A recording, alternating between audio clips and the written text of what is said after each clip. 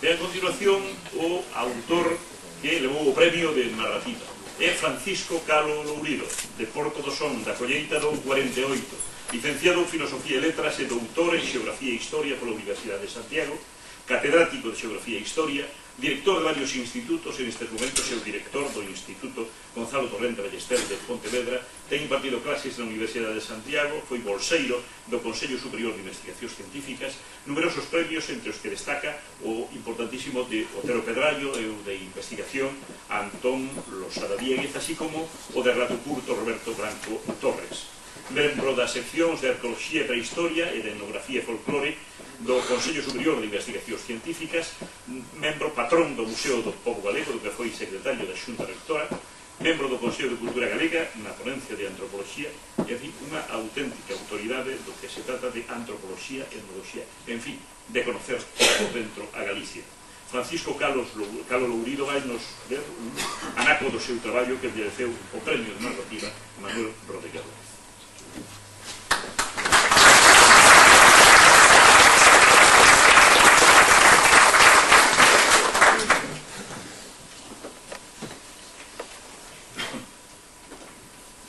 Autoridades, señoras e señores, boas noites a todos. Evidentemente fun chamado aquí a este atril para ler un cachiño desto que acaba de ser, non sei se con moita ou pouca razón, premiado con este premio de Manuel Oreste Rodríguez López, este home que comeu, como todos sabemos, o pan da emigración, e que soubo ser tan bo e tan xeneroso que conseguiu algo realmente difícil, que é que o seu concello o honrase, o honre e o siga a honrar. Non vou falar nada del porque non se me chamou para isto e ademais sería imposible que o fixera mellor que o noso mantedor do acto, que está desempeñando un papel magnífico neste momento. E agradezo ao Concello de Paradela que teña ese trato cara aos seus fillos ilustres, e agradezo que teña convocado estes premios que me permitiron a min poder xunguir o meu nome xa para sempre a este Concello de Paradela e a Manuel Rodríguez López. E sin máis preámbulos, dou lectura un pouquiño porque sabemos que a poesía lés enteira, pero os relatos lense un bocadiño para deixar as ganas de continuar a lectura se é que interesaron eses bocadiños que se leeron aquí. É un relato que quere ser un conto, que quere ser de amor, que quere ser de angustia, tamén de traxedia, e todo eso con algo que eu sempre levo moi metido dentro, como se dixo, son do Porto do Son, eu levo o mar sempre dentro de min, entón o mar está sempre de fondo, nesta angustia, neste amor, nesta traxedia. Paso a ler aquí unhas liñas. Xa foran as verbas, xa o sorriso, ou quizá a ollada que Loriña lle botou mentre se viraba. O caso é que Antonio sentiu o peito cada vez máis acelerado e marchou de ali cara ao baluarte como se fora saltiños, talmente como se o corpo lle aboiara. Era demais o que lle gustaba esa moza e moito lle tardou en chegar o domingo, pero antes das 12 xa estaba no adro da igrexa. Vaites, Antonio, sei que vai haber morte de home, e ti que milagre por aquí. Hai días en que tamén baixan os corvos na praia. Certamente, na praia de Subigrexas había unha bandada de grallos peteirando polo medio das gaviotas, pero Antonio tiña máis que facer que mirar por os paxaros ou escoitar o que lle dicía Tomasiño de Calqueirón. Pola rampla da igrexa, arrombando o velo na cabeza, entraba no adro Loriña con súa nai e a señora María de Rosilia. A mirada que lle botou de esguello, así como o aceno de sorriso que lle pareceu ver na súa cara, fixeron que Antonio deixara outra volta de sentir o peso do corpo. Cacho de sacougo radiola, sentiu máis que pensou Antonio. Non sabía o que era, pois nunca tal cousa lle pasara, pero fora o que fora, era visto que nunca tan ben se sentira. Que, sei que ando o peixe abollado, pero ainda hai que meter no cesto, rapaz. Non tes mal ollo. A Loriña é comer e non cuspir.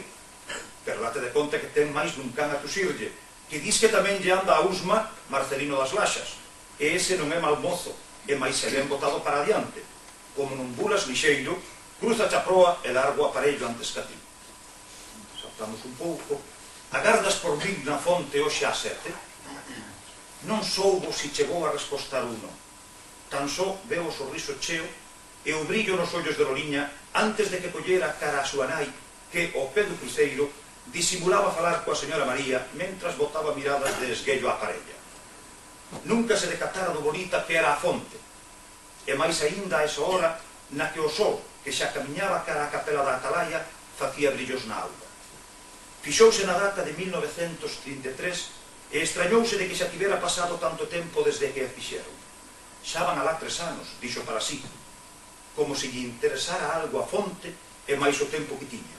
E por fin apareceu Loliña, e desapareceu a fonte, e a data, e o sol, e o arco da vella que facía auga. E saudouno, e el desta vez seguramente respostou. E pasearon a Modini, recoletos arriba e recoletos abaixo, primeiro á sombra dos olmos, e quedaron, e despois para o xoves, e para o sábado, e para o domingo, e remato xa, e dando saltos, xa ían alá 8 días desde que Antonio estaba enterrado en vida no soto. De mañá cedo, e ao pechar a noite, mentras a nai miraba a un e outro lado, por se acaso se achegaba alguén, Loliña retiraba a lousa, miraba por un instante a cara de Antonio, acariñábanse as mans e deixáballe unha fiambreira con comida e unha garrafa de auga. Durante todo este tempo seguiu traballando no enxoval, pero agora cosendo a man, sentada mañá e tarde no banco da porta. Deu en dicir ás veciñas que o médico lle recomendara tomar moito aire por unha cousa da pele. 2 patadiñas na lousa indicaban a Antonio que podía falar, e varios toques seguidos aconsellaban romper o diálogo. E falaron de todo. E Antonio soubo que xa foran 2 veces máis á súa casa, e que seus pais só dixeran que marchara de viaxe, pero que non sabían a onde. E falaron de amores, e de teimas, e de medos. E nunca tanto falaron, porque tiñan os días sen por eles, prisioneiros da angustia e da agridoce obriga de estar xuntos. Uns toquiños rápidos no chan fixeron que Antonio calara, pero nada lle impidiu escoitar. Ola, Loliña, mira que traballas, etc. Moitas gracias.